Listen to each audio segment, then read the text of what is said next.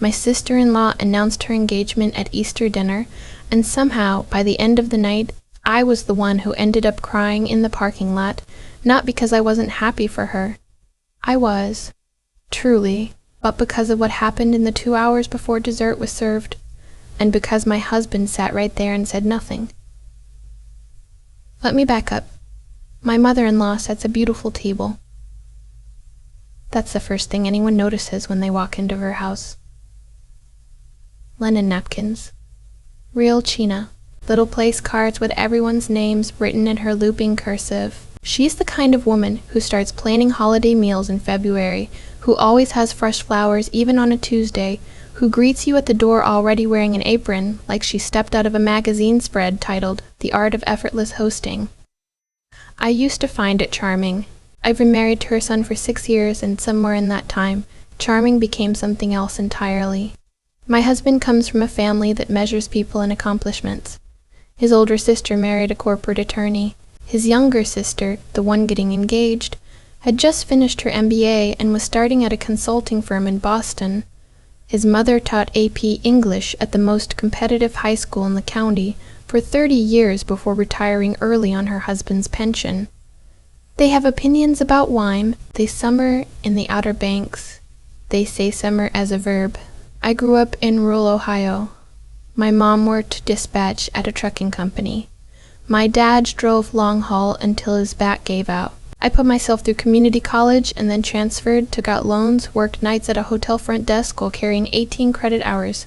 It took me 5 years instead of 4 to get my degree. I'm not ashamed of that. I wasn't anyway, not until I married into this family. My job is in supply chain logistics. I manage procurement contracts for a mid-sized manufacturing company. I know that sounds dry. I know it doesn't make for exciting dinner conversation, but I'm good at it, and more importantly, the company I negotiated my way into 3 years ago is growing fast, and I grew with it, quietly, methodically, the way I've always done everything. Nobody at that Easter table knew that 6 months earlier, I had been asked to take on a new role, not just a promotion, but a restructured position they built specifically around what I'd been doing, VP of Strategic Procurement. It came with an office, a team of 8, and a salary that, frankly, would have made my father-in-law choke on his ham. I hadn't told anyone in my husband's family. I'd barely processed it myself. My husband knew, but only because he saw the offer letter on the kitchen counter. "You should tell my mom," he'd said at the time. "I will," I said, eventually. What I didn't say was that I'd learned over 6 years of Easter dinners and Thanksgiving tables and birthday parties and graduation parties and impromptu Sunday brunches that sharing good news in this family only worked if the good news was the right kind. A law partnership, a byline in a publication I'd heard of, a baby, preferably announced with a color-coordinated gender reveal. My news, a VP title at a company nobody had heard of, in an industry they found tedious, would be received the way they received everything I brought to the table, with polite, papery smiles and a subject change. So I stayed quiet and kept building. Easter this year fell on a cold April afternoon, the kind of day where the sun is bright, but the wind reminds you winter isn't fully finished with you. I wore a navy blue dress I'd had for 4 years. It still fits perfectly. I like it. I wore it because I wanted to wear something I felt comfortable in, not something I felt I had to perform in. My sister-in-law, the younger one, Paige, arrived with her fiancé about 20 minutes after we did. His name was Griffin. He worked in private equity. He'd gone to Dartmouth undergrad and Wharton for his MBA. A detail he managed to work into conversation within the first 4 minutes of walking through the door, which I timed on my watch because I am a person who notices things. He was tall and broad-shouldered, and had the particular confidence of someone who has never once doubted that every room he walks into already belongs to him. He shook my father-in-law's hand like he was sealing a deal. He kissed my mother-in-law on the cheek. He called her ma'am in a way that somehow felt like a compliment to himself. When he got to me, he looked at my dress first, just briefly, a flicker. The way people look at something and file it away. "And you're," he said, "even though we'd been introduced 3 seconds earlier." "I'm married to your future brother-in-law," I said pleasantly. We met at Christmas, actually. 2 years ago. Right, right. He smiled. Sorry, I'm terrible with names. He was not terrible with names.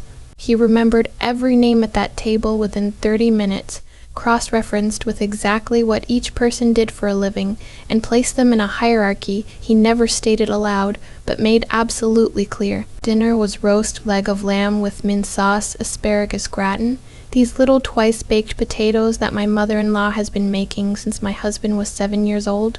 She's a wonderful cook. I have always genuinely loved her food. I made a strawberry tart because she'd mentioned last month that dessert felt like too much to add to her plate this year, and I wanted to help. Griffin noticed the tart on the counter when we were all still mingling before dinner, and asked who made it. I did, I said. Huh. He tilted his head. He tilted his head. Where'd you get the recipe? I developed it myself, actually. Adjusted a French tart aux, fraises baies, reduced the sugar in the pastry cream, added lemon zest. He looked at me the way people look at someone who just said something in a language they find foreign and slightly irritating. Paige said you do something in manufacturing? The pause before manufacturing was barely half a second, but I felt it. Supply chain, procurement, specifically. He turned back toward the living room. Good for you. I stood there for a moment holding a dish towel. Then I folded it, set it on the counter, and went to find my husband. He was talking to his father about a home renovation project. I touched his arm. He squeezed my hand without looking at me. I told myself the evening would be fine. It wasn't fine. Griffin was the kind of person who performs generosity.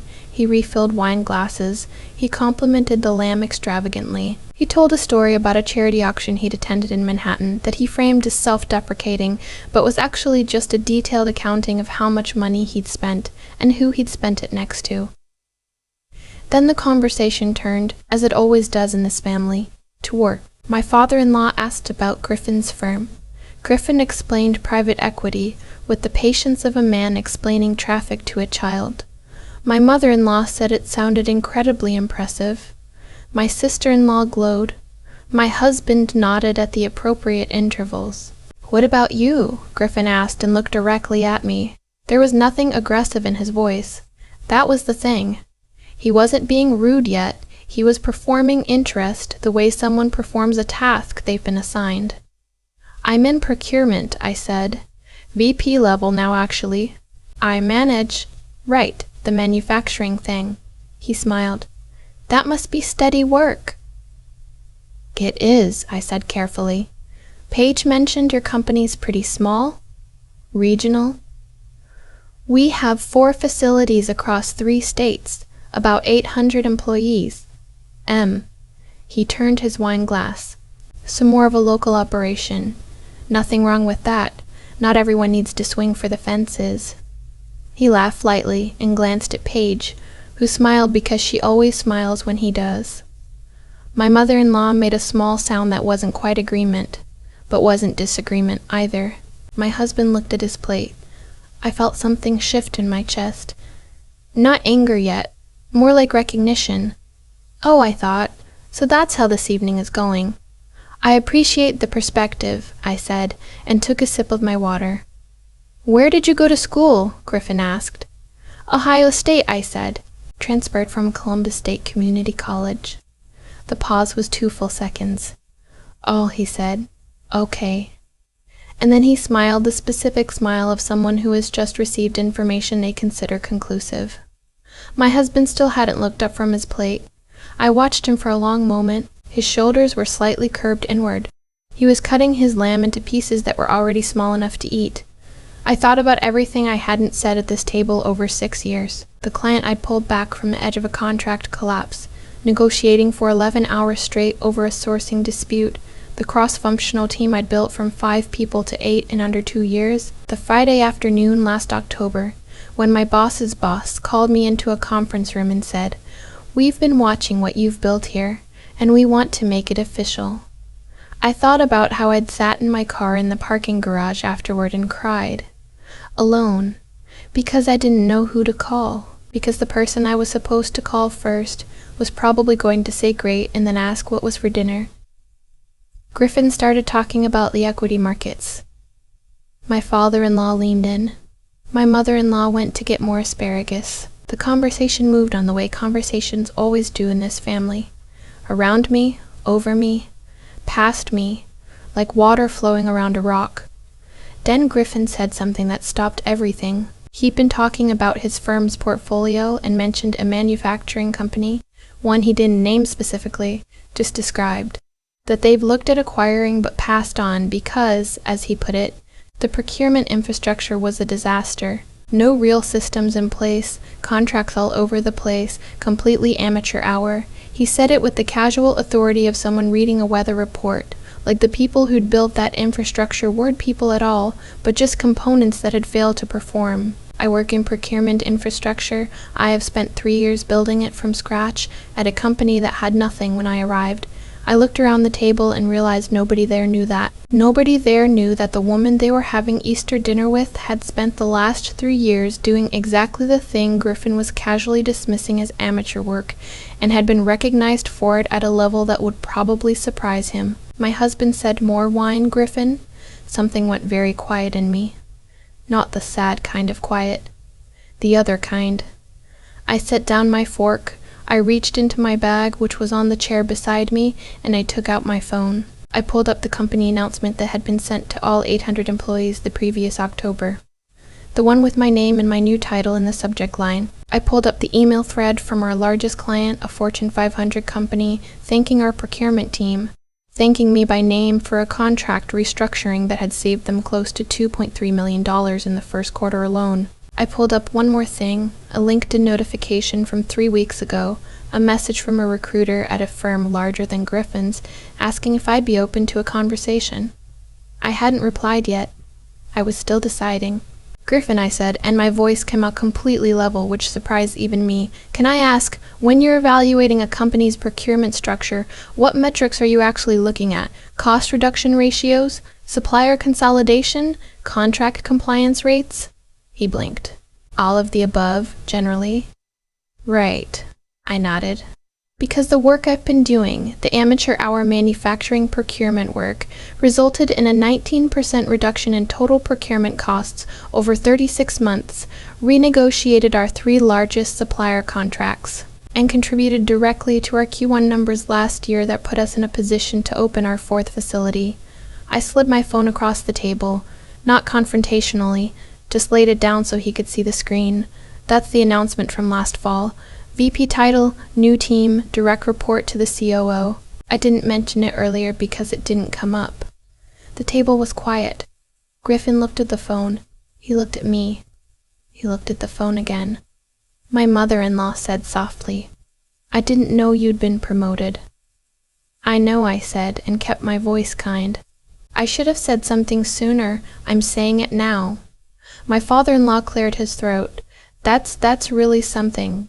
A VP position. "It's been a good few years," I said.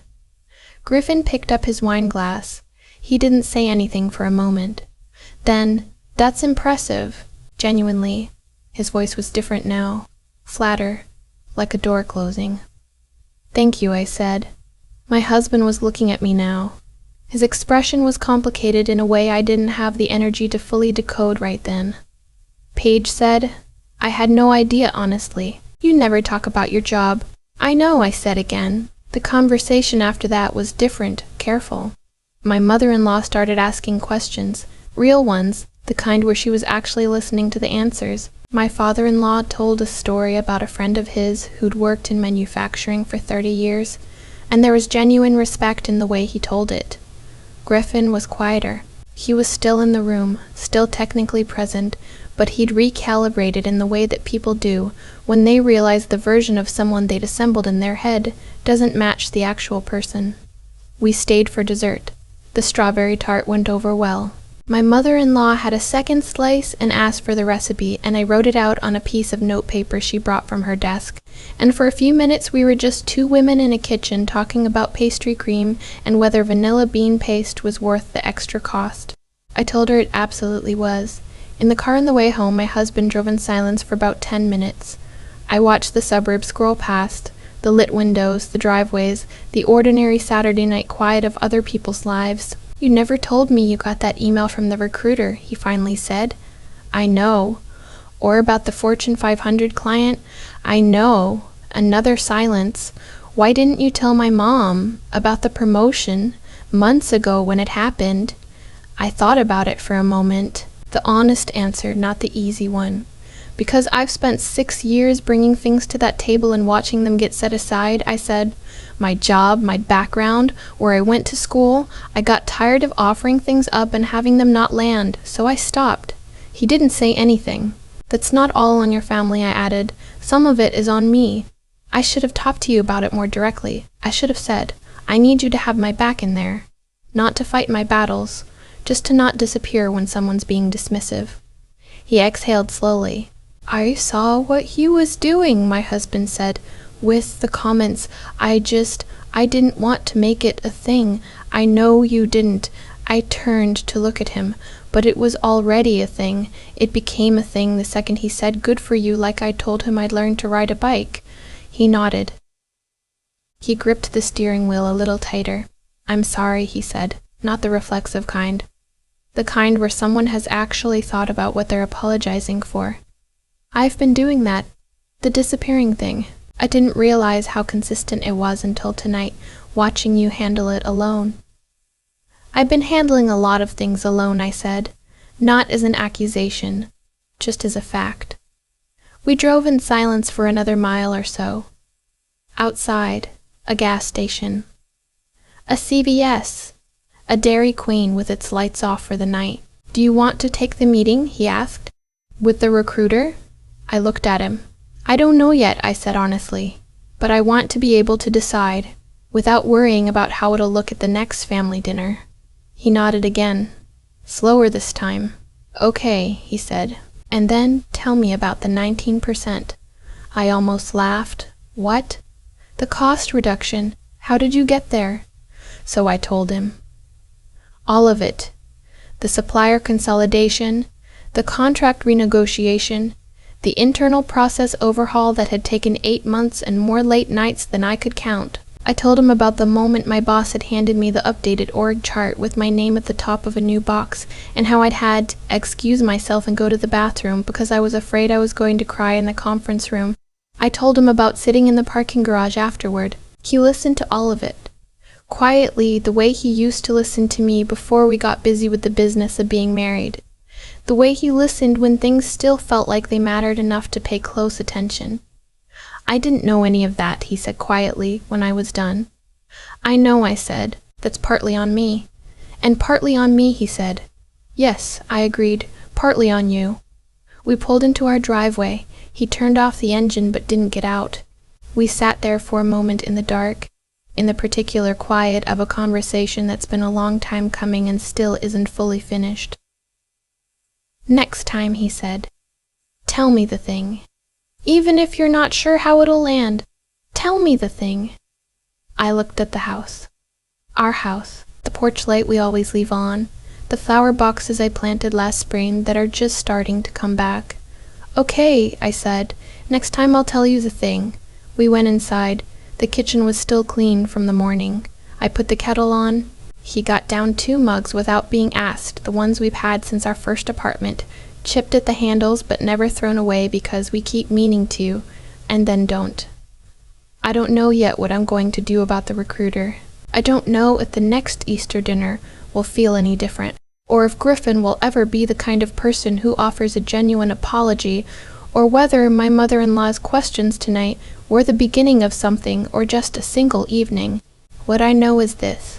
I spent 6 years making myself smaller in that dining room, folding down the parts of myself that didn't fit the frame, deciding before I even walked through the door that my contributions weren't the right kind, that my story wasn't the kind they'd want to hear. I'm done deciding that in advance. I built something real. I built it quietly, and I built it well, and I don't need a specific table to recognize it for it to be true.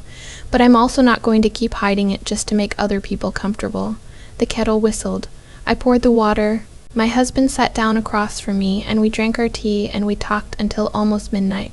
Really talked. the way we used to, and it felt for the first time in a long time like being found.